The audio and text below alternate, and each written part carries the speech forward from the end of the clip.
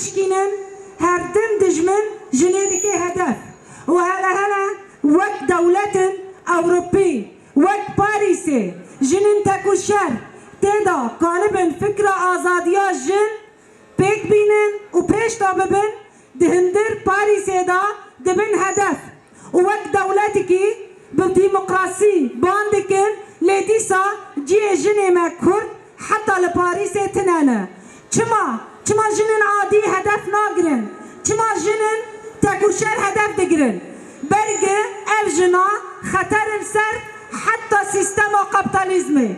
حتى سيستم رأسمالي دما دبينن خطر السر وان في جنا هدف دگرن دديرو كدا هرتم جن هدفه دجمن بتايبت دجمن ترك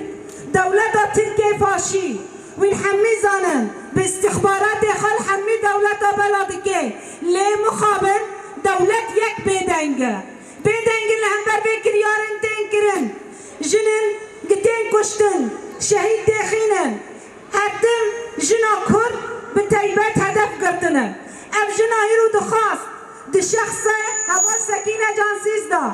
فيدان وليلة دا خواستن آزاديا جن حتى الأوروبا بلا بكن لچار پارچه كردستانات بلا كرن وننحني إجلالا وإكراما أمامهم كما نعلم في مثل هذا اليوم لقد هجمت الدولة التركية فاشية على إرادة المرأة الكردستانية الحرة بنفس الوقت كان هجوما على فكر وإيديولوجية تحرير المرأة لذلك في تاريخ 9 كانون الثاني 2013 في باريس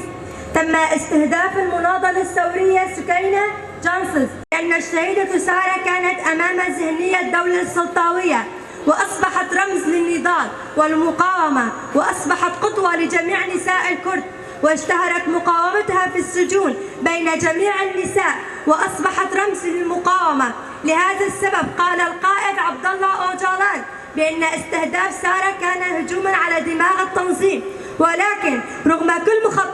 مخططات العدو الفاشية هذا الاستهداف لم يكسر قوة وعزيمة حزب العمال الكردستاني